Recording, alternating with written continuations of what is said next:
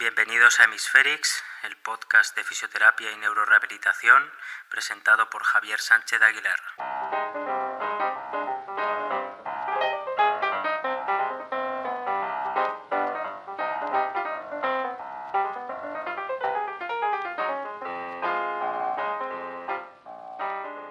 ¿Cuántas veces hemos asumido que la rigidez de rodilla posictus se debe a la espasticidad del recto femoral? ¿Y cuántas veces la toxina ha dado un resultado decepcionante como tratamiento? La evidencia nos está diciendo que hay algo más. En este episodio vamos a actualizar lo que sabemos sobre la marcha con rodilla rígida y a ver qué nos dice la ciencia más reciente sobre cómo evaluarla y tratarla. Actualizamos con nueva evidencia el conocimiento que ya sintetizamos hace 3 años. Por entonces publicamos un episodio sobre cocontracción en el miembro inferior durante la marcha y hablábamos de esta alteración de la rodilla rígida o stiff knee. Como sabéis, es un patrón de movimiento muy característico, muy frecuente en los pacientes neurológicos, que se caracteriza por una falta de flexión de rodilla, históricamente, clásicamente atribuida a la espasticidad del recto femoral durante el balanceo de la pierna. Pero ya por entonces revisamos la literatura científica en su momento y encontramos estudios que nos hablaban de la influencia que tiene la falta de propulsión del tobillo y del pie en esa falta de flexión de rodilla en muchos de los pacientes, así como un problema de coordinación muscular, un problema de control motor, más allá de mecanismos reflejos que también se producen en algunos pacientes. Estos estudios nos obligan a hacer un razonamiento clínico en los casos de rodilla rígida. En la mayoría de los pacientes, la razón por la que la rodilla no se flexiona no parece ser la espasticidad del recto femoral, sino la falta de despegue eficaz del pie. Sin esa aceleración que da el pie en el prebalanceo, la rodilla simplemente no recibe el impulso indirecto necesario para doblarse. Sin embargo, en la práctica clínica muchas veces seguimos priorizando tratamientos como la toxina botulínica en el recto femoral, aunque su efectividad real en la flexión de rodilla es bastante limitada. Sí que en algunos casos seleccionados se mejoran unos grados la flexión de rodilla, pero las mejoras funcionales son bastante modestas. Esto nos obliga a replantearnos nuestras estrategias. Si queremos mejorar la marcha, debemos mirar más allá de la espasticidad y dirigir nuestra atención a la biomecánica del despegue y a las sinergias musculares. Pero hay otro detalle clave que a menudo pasamos por alto: la cocontracción muscular, tanto en la pierna afectada como en la no afectada, que juega un papel importante en esta ecuación. En la pierna parética, la pierna afectada, la activación simultánea del recto femoral y el bíceps femoral crea una rigidez que complica aún más el movimiento. En la pierna no afectada, en cambio, la cocontracción puede aumentar como una estrategia compensatoria, permitiendo al paciente poder estabilizarse y poder mejorar la eficiencia de su caminar. Esto nos lleva a una conclusión inevitable, que abordar la rodilla rígida no es solo cuestión de inhibir un músculo o inhibir otro, sino de comprender y modificar estas interacciones, estas variables en conjunto. Porque si queremos que un paciente camine mejor, no basta con desbloquear la rodilla, tenemos que devolverle el ritmo, la propulsión y la estrategia motora adecuada. Todo esto que estamos resumiendo de episodios anteriores justamente está cristalizado en una revisión narrativa de justamente este enero de 2025 por parte de Krajewski y colaboradores, que investigaron los mecanismos del stiff knee en pacientes posictus. Los autores comentan, en base a su revisión, que el stiff knee no es una entidad homogénea, sino que es el conjunto de múltiples alteraciones del control motor presentes en mayor o menor medida. Y hablamos de 4 alteraciones principales en este sentido. Tenemos la hiperreflexia del cuádriceps, que es un mecanismo central, pero no en todos los casos. Se observa que el recto femoral se activa de manera anómala en el apoyo terminal y el prebalanceo, coincidiendo con un patrón de inhibición alterado del sistema nervioso central, ¿no? De las vías descendentes. Después tenemos la alteración de las sinergias musculares, que vamos a comentar después cómo las sinergias se fusionan, ¿no? O están menos diferenciadas, y eso hace que al final un movimiento tan intermedio, tan fino como es el de la flexión de rodilla, pues esté afectado. Después tenemos el déficit de la propulsión del tobillo, y aquí pues tenemos datos que nos dicen que más del 85% de los pacientes muestran una reducción en la fuerza de despegue del pie, lo cual eso afecta indirectamente a la rodilla. Y después tenemos las famosas compensaciones proximales y distales, ¿no? Y se confirma que en ocasiones los pacientes utilizan estrategias como la elevación de la pelvis, el hip hiking, el vaulting, que es ponerse de puntillas del lado sano, y la circunducción. Y todo eso aumenta el coste energético de la marcha. En cuanto al tratamiento, en esta revisión narrativa así general, proponen que la rehabilitación tiene que ir más allá de la inhibición del cuádriceps y enfocarse también en cómo modular con ejercicio terapéutico esas sinergias musculares, cómo entrenar esa propulsión del tobillo, especialmente en aquellos que tengan algo de reserva, ¿no? de propulsión, porque si el paciente no tiene nada es muy complicado sacar. Y después también hay estrategias de optimización del control postural dinámico, que también pueden ayudar a regular esas sinergias musculares del paciente. Y quizás lo más actualizado de este episodio es el análisis de las sinergias musculares que se ha ido publicando estos últimos años. Se ha ido refinando mucho cómo se da esa fusión de sinergias que hace que un paciente no pueda ganar grados de libertad en el movimiento de flexión de rodilla. Y aquí tenemos unos autores, que vamos a ver dos estudios de este grupo de investigación, que es Fujita y colaboradores. Tenemos un estudio del 2024 y otro del 2022, y en el del 2024 vemos un estudio gracias al cual hoy podemos saber un poco más sobre ese componente de las sinergias. El estudio lo que hizo es coger a 36 pacientes post-ictus y los dividió en dos grupos, uno con rodilla rígida y otro sin ella, y luego además 15 adultos sanos como grupo control. Se realizó una evaluación de la marcha y se registraron datos cinemáticos mediante sensores inerciales, y se utilizó también electromiografía para analizar la actividad muscular en los músculos habituales de recto femoral, vasto lateral, bíceps femoral, tibial anterior y el tríceps sural. Se aplicó un tipo de análisis matemático muy interesante de sinergias musculares, utilizando lo que se llama descomposición de matrices no negativas, para identificar los patrones de activación muscular y los pesos que tienen cada músculo en las sinergias, ¿no? Cuánto influye cada músculo en las sinergias. Y si miramos los resultados, podemos resaltar cosas que ya veníamos comentando, ¿no? y que luego es verdad que hay algunos detalles añadidos. Y vemos que en personas sanas,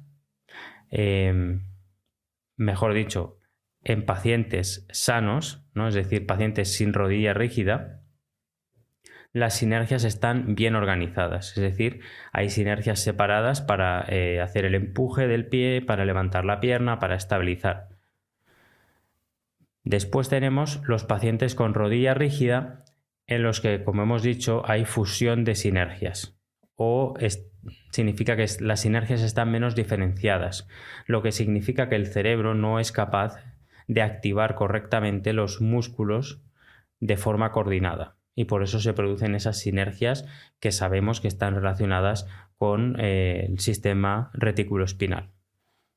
Un paciente sin rodilla rígida normalmente tiene 4 sinergias bien definidas para la marcha, pero un paciente con rodilla rígida en su máxima afectación puede tener solo 2 sinergias, lo que significa que su cerebro agrupa demasiados músculos en un solo equipo, en un solo conjunto, haciendo que no pueda controlar bien el movimiento. Y en cuanto a porcentajes, pues este estudio nos saca que el 35% de los pacientes tenían 4 sinergias, es decir, como las personas sanas, 40% presentaban 3 sinergias, que ya nos indica un indicio de fusión entre módulos motores, y el 25% tenían solo 2 sinergias, lo cual pues, es una reorganización severa del control motor, que como siempre decimos, bajo un análisis más global sistémico, pues es mejor que tenga esas 2 sinergias a que no tenga nada, ¿no? Por eso el cerebro siempre va a intentar reorganizarse de la forma más óptima posible, asumiendo la supervivencia y la mejor optimización de los circuitos motores remanentes. Luego está en nuestra mano hasta cierto punto la estimulación para generar neuroplasticidad y para generar mejoras más allá de esa recuperación que el cerebro hace por sí mismo. Por lo tanto, hay un aspecto muy importante cuando hablamos de sinergias, que es el timing, ¿no? El timing en el que se activan los módulos de la pierna, de la extremidad inferior y de la marcha. Y en este sentido tenemos que decir que los extensores de rodilla siguen activos cuando la pierna debería estar doblándose, es decir, hay una contracción sostenida que el paciente no puede inhibir. Después tenemos que los músculos del tobillo y del pie empujan muy pronto, demasiado pronto, si lo hacen, por supuesto, por lo tanto alteran el despegue, y esto también a veces está relacionado con el patrón extensor.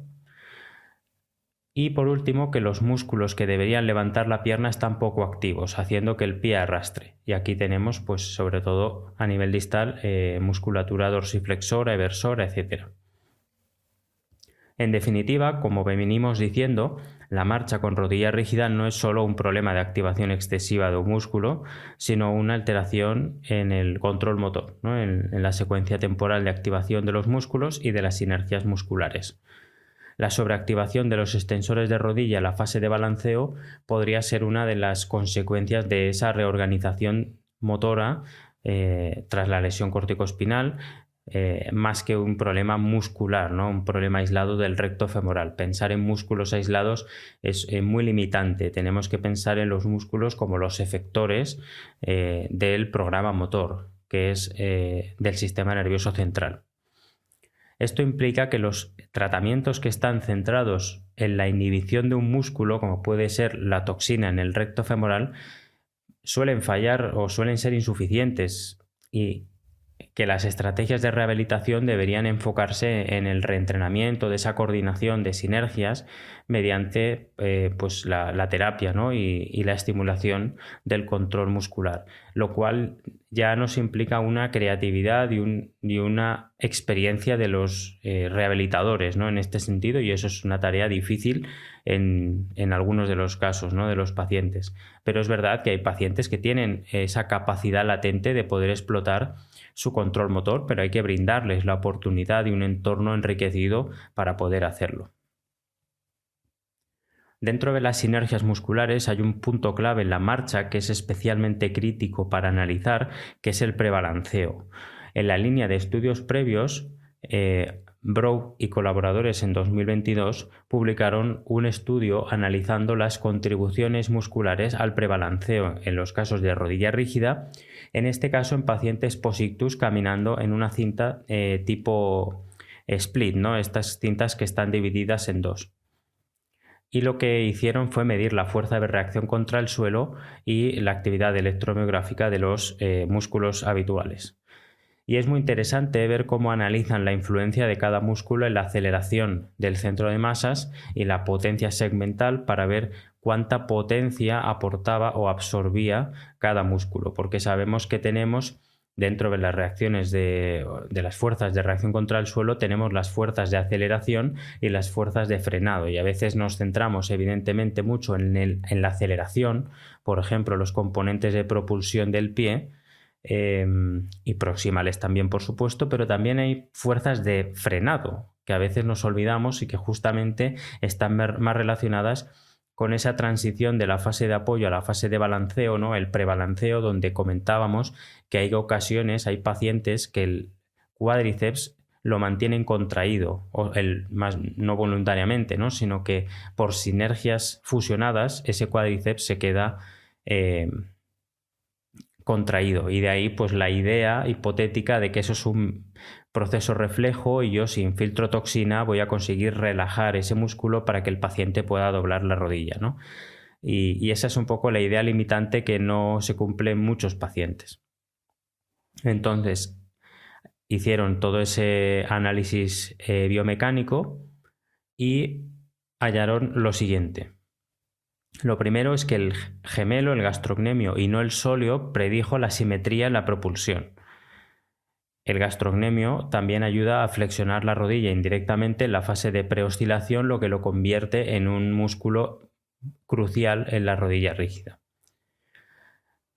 Segundo, que la actividad excesiva del vasto lateral en preoscilación predijo una menor flexión de rodilla en la fase de oscilación, algo que nos cuadra por lo que ya hemos comentado.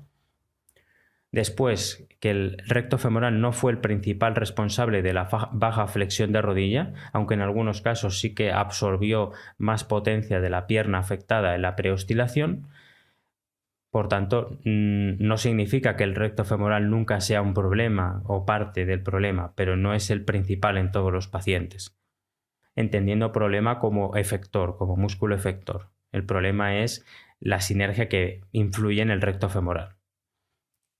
Y por último, la potencia total que se genera en la pierna afectada en la preoscilación no predijo la flexión de rodilla en oscilación. La cantidad total de energía producida en la pierna afectada no determinó cuánta flexión de rodilla ocurría en la oscilación. Esto indica que el problema no es solo de fuerza, ¿no? Sino que es un problema de coordinación también y de activación muscular en el momento adecuado. ¿Qué ocurre? Cuando tú no tienes nada de reserva de propulsión, obviamente el componente de fuerza lo tienes que tener, pero cuando hay pacientes que ya tienen estos componentes de fuerza lo suficientemente buenos, entramos ya en componentes más claros de coordinación, ¿no? Y de activación muscular en el momento adecuado, etc. Y eso, claro, se vuelve más difícil de trabajar. Hay que romperse mucho la cabeza para generar estrategias de marcha o estrategias de ejercicio terapéutico para trabajar esas cosas y aspirar a que el paciente retenga todo eso por mecanismos implícitos de aprendizaje, ¿no? Lo cual pues se complica todo. Pero bueno, es interesante que especifiquemos estas cosas porque por lo menos es ir un poquito más allá de lo que sabíamos antes o de lo que aplicábamos antes, ¿no?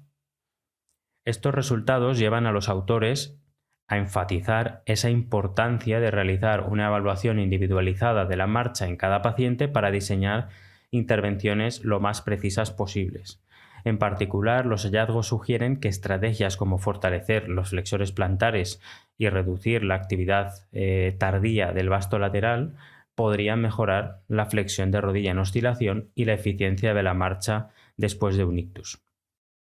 Siguiendo con el análisis de las sinergias, tenemos otro estudio interesante que también es de Fujita y colaboradores en el 2022, que investigó las diferencias en las causas de la marcha con rodilla rígida en pacientes con ictus, ¿no? Centrándose en la actividad de los extensores de rodilla y la cinemática del tobillo. El objetivo del estudio fue comparar pacientes con alta y baja actividad de los extensores de rodilla durante la fase de oscilación para determinar si las causas del stiff knee diferían entre estos dos grupos. Se reclutaron 38 pacientes con ictus crónico con rodilla rígida basándose en criterios obvios de flexión reducida de rodilla en la fase de oscilación y se midió la marcha como en el estudio anterior que comentamos a nivel biomecánico. Para clasificar a los pacientes en grupos de alta y baja actividad de extensores de rodilla, se realizó un análisis de componentes principales sobre la amplitud electromiográfica de los músculos extensores durante la fase temprana de oscilación. Esto del análisis de componentes principales es una técnica estadística que reduce la cantidad de variables en un conjunto de datos complejos, identificando combinaciones que explican mejor las diferencias entre los sujetos. En este estudio, el segundo componente principal permitió clasificar a los pacientes según la actividad de los extensores de rodilla, revelando que la causa de la rodilla rígida no era la misma en todos los casos. Los sujetos que tenían valores positivos en el segundo componente principal fueron categorizados en el grupo de actividad alta de extensores, mientras que aquellos con valores negativos conformaron el grupo de actividad baja de extensores. Se compararon los parámetros cinemáticos, espaciotemporales y de EMG entre ambos grupos y se realizaron análisis de correlaciones, ¿no? Se hicieron correlaciones para ver esas relaciones entre la flexión de rodilla y otras variables biomecánicas. Y vieron que los pacientes con alta actividad de los extensores doblaban la rodilla demasiado pronto en la fase de oscilación y tenían un exceso de activación del vasto lateral, lo que parecía bloquear la flexión de rodilla más que la actividad del recto femoral. En cambio, los pacientes que tenían baja actividad de extensores, el problema no estaba en el muslo, ¿no? En los músculos del muslo, sino que era más bien una falta de impulso del tobillo al despegar el pie, lo que hacía que la rodilla no se doblara indirectamente lo suficiente. Por tanto, esto nos dice que la rodilla rígida no tiene una única causa universal, como venimos diciendo, ¿no? En aquellos pacientes que tienen una actividad del cuádriceps muy alta, una hiperactividad del vasto lateral, pues evidentemente podemos influir más en ello, ¿no? En cambio, en pacientes con baja actividad de extensores, el déficit de propulsión del tobillo parece ser el que es el problema principal, lo que resalta la importancia de intervenciones enfocadas en fortalecer los flexores plantares, mejorar la mecánica del despegue, etcétera, etcétera. ¿Ok? Entonces vemos cómo poco a poco se va afinando en esa caracterización de la rodilla rígida a través, como digo, de medición de la periferia, ¿no? De cómo vemos que se activan los músculos con diferentes métodos estadísticos y matemáticos, pero al final es medir los músculos. Lo que no sabemos es lo que está pasando a nivel neural en las conexiones, ¿no? Eso podemos intuir, en teoría, que si un paciente va ganando control motor y grados de libertad, pues se supone que el tracto reticuloespinal está siendo menos dominante en favor del corticoespinal, pero todo esto no lo sabemos. O sea, estamos midiendo todo el rato la periferia. Y como colofón final de esta actualización tenemos los fenotipos de rodilla rígida, que nos han dado unos autores en 2022 que son Chantrain y colaboradores, que lo que hicieron fue desarrollar una clasificación cuantitativa de la severidad de la rodilla rígida. Y lo hicieron en 96 pacientes con hemiparesia y lo que utilizaron fue un análisis de clústeres que se llama, que es para justamente hacer grupos, ¿no? Agrupar fenotipos. Y lo hicieron retrospectivamente y bueno, pues lo que querían era ver si efectivamente se podían diferenciar grupos y qué los diferenciaba, ¿no? Como referencia para establecer esos grupos, esos clústeres, utilizaron dos herramientas clínicas que son la clasificación de marcha hemiparética crónica y el índice de rigidez de rodilla de Goldberg.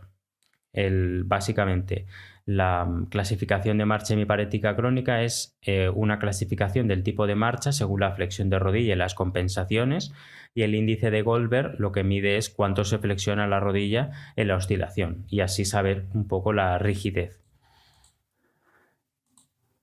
¿Y cuántos fenotipos encontraron? Pues encontraron 3, como digo, según la gravedad: leve, moderado y severo. Y aquí lo característico es cómo los llaman, ¿no? Porque es complicado hacer una traducción en español. Tenemos primero un fenotipo leve, que lo llaman UKG, de Unbent Knee Gait, que lo que vemos en estos pacientes sería que la rodilla se flexiona menos de lo normal en la fase de oscilación, pero sí se dobla, ¿no? Se dobla visiblemente, más o menos hablan de unos 20 o 30 grados. el paciente puede levantar el pie del suelo sin grandes problemas, sin grandes compensaciones, y no se ven interrupciones bruscas en la flexión de la rodilla. Sí que puede haber algo de elevación de cadera, ¿no? Algo de compensación, pero no es muy exagerada o incluso corregible con pautas al paciente, ¿no? También hablan de que se puede ver una posible rotación externa de la pierna, ¿no? Para facilitar el avance del pie. Y aquí aprovecho para sacar a colación otro estudio relacionado de Lee en 2024, que vio que aproximadamente una diferencia entre 17 grados entre la pierna afectada y no afectada, pues es un poco el corte de la rodilla rígida, ¿no? Así que puede servirnos como índice o como pista para saber si realmente un paciente entra en esta categoría. Después tenemos el fenotipo moderado, que lo llaman BKG, de Break Negate, que lo llaman break de frenado, ¿no? Porque lo que se ve en este fenotipo es que la rodilla intenta doblarse, pero hay una pausa y un pequeño bloqueo, como una parada, como si el movimiento se cortara a la mitad y luego intentara continuar. Y es por eso que se le llama el fenotipo del doble pico en la flexión de rodilla, porque la rodilla comienza a flexionarse, pero en cierto punto parece frenarse antes de alcanzar su máxima flexión. Esto sugiere que hay una interferencia en la coordinación de la flexión, posiblemente por una actividad inadecuada del cuádriceps, como hemos visto antes, o una alteración en la mecánica del despegue del pie. Y aquí sí que se suelen ver más compensaciones marcadas, ¿no? Como la elevación de cadera, el hip hiking o la circunducción. Y aquí sí que es más complicado que el paciente tenga cierta capacidad de corrección, como en el fenotipo leve. Y el último fenotipo es el más grave, es el severo, que llaman FLG, que de Frozen Limb Gait, que es como la marcha con rodilla congelada, porque estos pacientes son los típicos que no doblan la rodilla a casi nada, ¿no? De 0 a 10 grados, y tienen un patrón de movimiento muy en bloque, ¿no? Como si no tuvieran otra opción de avanzar la pierna que en bloque. Por lo tanto, pues podemos ver momentos donde el pie arrastra o vemos muchas compensaciones para poder avanzar la pierna, ¿no? E incluso las puntillas, ¿no? del lado sano. Por tanto, yo creo que son tres fenotipos muy marcados que todos hemos visto en la clínica, ¿no? Y que podemos categorizar de manera muy sencilla. Como resumen clínico, si la rodilla se flexiona visiblemente y sin trabas, puede ser una rodilla rígida leve, ¿no? Un fenotipo leve. Si la rodilla se flexiona pero se frena o hace un doble pico, podría ser el fenotipo moderado.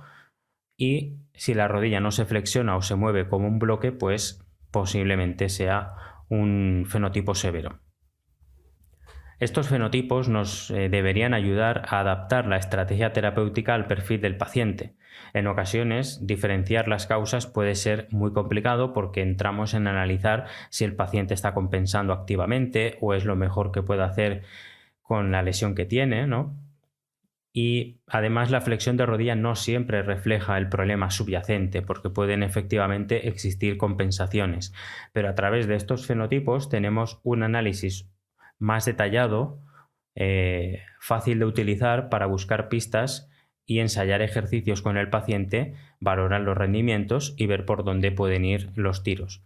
Quizás haya ocasiones, haya pacientes que va a ser imposible cambiarles el patrón de marcha y están enfocados en doblar la rodilla, pero es imposible, ¿no? O sea, son pacientes que tienen dos sinergias, como hemos visto, y es imposible cambiarlas. Otra cosa es el futuro que se puede vislumbrar con la crioneurolisis, que estamos viendo casos muy interesantes donde con la crioneurolisis se consiguen desbloquear esas rodillas rígidas, y por tanto hay que estar muy atentos a las publicaciones y, bueno, por supuesto a los vídeos que cuelga Paul Winston en su LinkedIn, que os invito a verlos, porque yo creo que ahí sí que podemos abrir una ventana de posibilidad de cambio para luego reentrenar a los pacientes y mejorar esa esas sinergias musculares, ¿no? de la rodilla rígida. Así que bueno, con estos fenotipos pues terminamos este episodio de actualización, episodio corto, solamente para añadir esa información reciente que yo he podido leer y buscar y así tener un poco una continuidad con episodios anteriores que seguro que habéis escuchado. Si algo nos queda claro en este episodio es que la rodilla rígida no es solo un problema, sino un fenómeno complejo que requiere una evaluación individualizada y un razonamiento pues individualizado. No basta con inyectar toxina en el recto femoral y esperar un milagro, ¿no? Una gran mejoría. Necesitamos mirar más allá, entender las sinergias musculares, trabajar la propulsión del tobillo y sobre todo adaptar el tratamiento a cada paciente. Porque si la marcha es una sinfonía de músculos trabajando conjuntamente, pues nuestro objetivo no es solo corregir una nota que está desafinada, ¿no? Sino reentrenar toda la orquesta. Por tanto, la cosa se complica, pero eso es algo positivo porque significa que nuestra profesión, nuestra disciplina, nuestra área de trabajo se expande y se vuelve más rica, ¿no? Y a través de estas investigaciones nosotros ahora cogemos el relevo y tenemos que ver cómo hacemos nuestros tratamientos, cómo especificamos en los casos en los que se pueda y cerramos un poco el círculo del razonamiento clínico, ¿no? Por tanto, pues espero que os haya gustado, espero que no os complique más la vida de lo que ya lo teníais, ¿no? Yo sé que a veces cuando hago estos episodios pues os complico más porque os dejo dándole vueltas a la cabeza a los pacientes, a cómo hago esto, cómo hago aquello. A mí también me pasa y para eso lo hacemos, ¿no? Para que vayamos creciendo juntos en el conocimiento y que no se queden estos artículos en la nada publicados y los saquemos un poco al campo de batalla, ¿no? Al campo, ¿no? Para jugar con ellos, ir haciendo experimentos también con pacientes y viendo pues cosas que funcionan, cosas que no funcionan. Y eso también es evidencia científica, ¿no? Es evidencia clínica, ¿no? Y que nos ayuda mucho a seguir evolucionando. Así que espero que os haya servido y nos vemos en el próximo episodio.